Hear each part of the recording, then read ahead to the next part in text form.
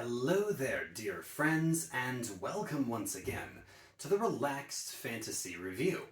Today, we're going to be talking about Sorcerer spellcasting, and we're going to be going almost to the top. We're going to be discussing 8th level spells. This is the point in the game when you're entering Tier 4 of play, so you're level 15, and you have long left behind the days of gentle magic.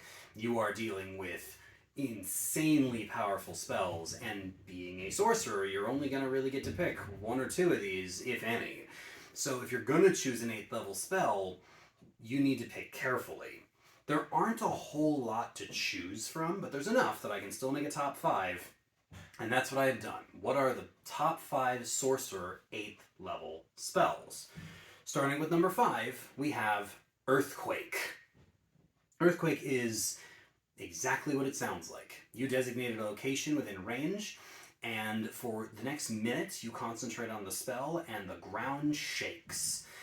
Creatures have to make con saves, or they lose concentration. They have to make dex saves, or they fall prone. And fissures open up in the ground in spots your DM designates. Creatures can make dex saves to try not to fall into them, but if they do, they take falling damage. And it deals insane damage to structures. This is the best way to take out a stronghold, a fortress, a castle, any sort of big building that you need to tear down. Earthquake will do the job because it does a lot of damage to structures, and the creatures inside those structures also have to make saves, or they just get crushed by the rocks, taking falling rock damage. There's a lot of details in the spell about exactly how big the fissures are, exactly how much damage creatures take, what the saving DCs are. It's a complex spell, but if you are a high-level sorcerer that just wants to end an enemy stronghold before you even step foot inside it, Earthquake will definitely do the job. And yeah, it's just one of those things that it is exactly as powerful as it sounds. But in case you want to have a little more control over your spell, there's always number 4, Incendiary Cloud. Incendiary Cloud is kind of like a... It reminds me of some other the area of effect spells like Cloud Kill, because it's one of those spells that you cast and you concentrate and it creates an area of effect that does damage. This Incendiary Cloud deals fire damage against a dexterity save. It does 10d8 fire damage, which is a pretty decent amount. I mean, it's an 8th level spell, so you'd want a lot of damage, but assuming you can deal it more than once, and this is one of those spells that creatures take it both when they start their turn and when they start a turn in it. So they can take it multiple times in a round with this particular spell. So using battlefield control shenanigans, you can push and pull them around into the cloud, make them take it more than once. The dex save is decent. It's a good save to target. And you've got the whole concept that the cloud moves away from you. So it's one of those things you can set up at one end of the battlefield and push, and it slowly kind of crawls over. Unfortunately, just like Earthquake, there's a certain level of control that's missing from this spell. You can't pull it back towards you or shift it the way you want. You just cast it and it goes. So wise enemies or enemies that have a good amount of maneuverability could get around it. But one thing they can't get around is the spell Sunburst. That's number 3 on my list. Sunburst, unfortunately, targets a Constitution saving throw, so it may not always hit perfectly, but it does create a blinding, brilliant area of radiant energy. It does 12d8 radiant damage, so quite a bit of damage in one big burst. And it can blind enemies and dispel darkness, magical or otherwise. It is genuinely one of the best boon spells of this level. It's similar to an upcast fireball of the same level, just radiant damage but con save. And that's really our measure of what a good spell is, and you can target the area, and there's no movement involved in the Sunburst, it's just instantaneous. So you got yourself some good damage. Damage to structures in Earthquake, damage to slow-moving crowds in Incendiary Cloud and damage to anything else with Sunburst.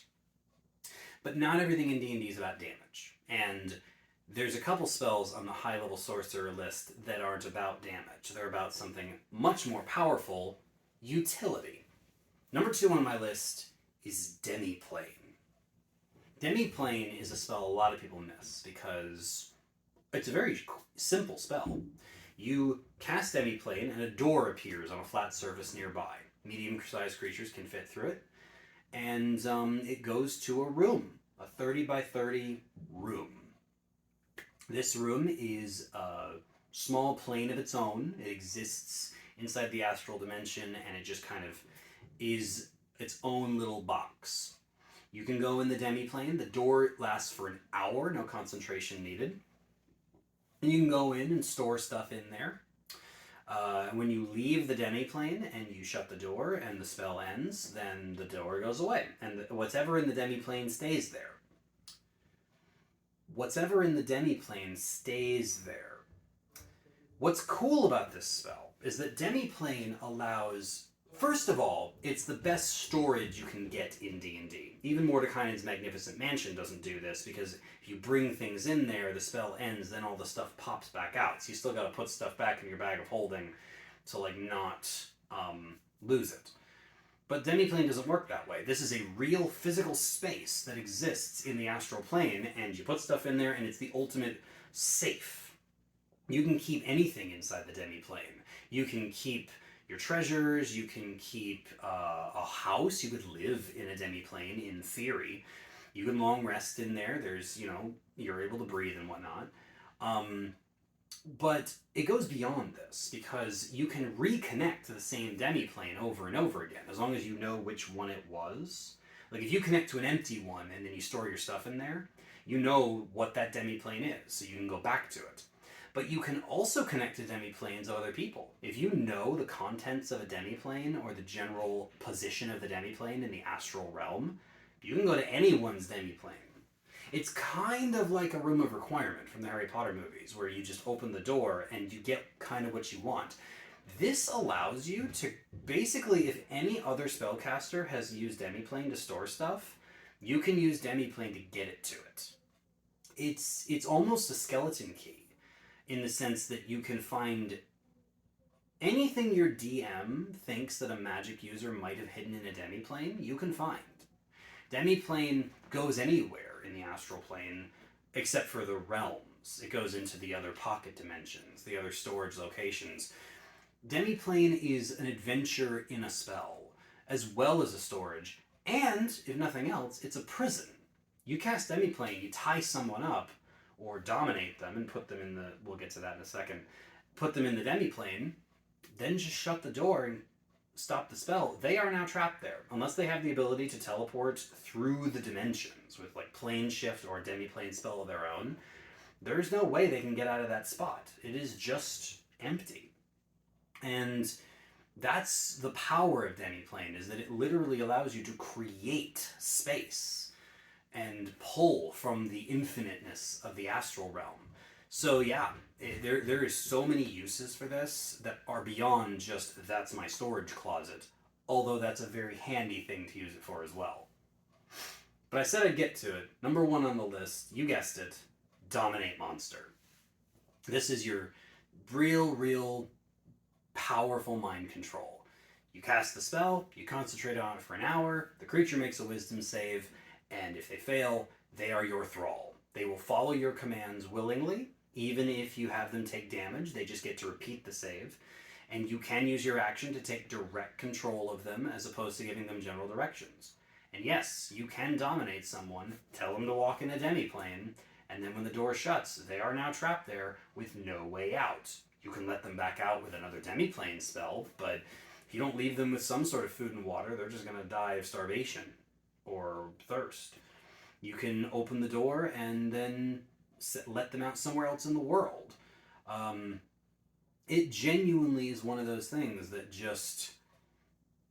Mind control is very powerful. It takes an enemy out of a fight. It allows you to control social situations with ease. This is the sort of thing that works perfectly with the subtle spell meta magic.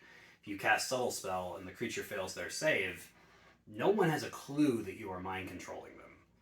And yeah, it lasts for an hour. If you upcast it to 9th level, it lasts for 8 hours. So this is long-term mind control.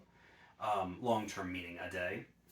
And there's so much you can do, and it works on anything. It's not like Dominate Person. This will work on a creature. This will work on a dragon. This will work on a giant. This will work on any creature, period. So go out there and start mind controlling things, you mighty sorcerers, because the level 9 spells will be here soon. And until then, you really have got your pick of ultimately powerful magic. This has been the Relaxed Fantasy Review. If you enjoyed the video, please like and subscribe down below, and keep your eyes peeled for more spellcasting reviews coming down the line soon. Have a good one, my friends.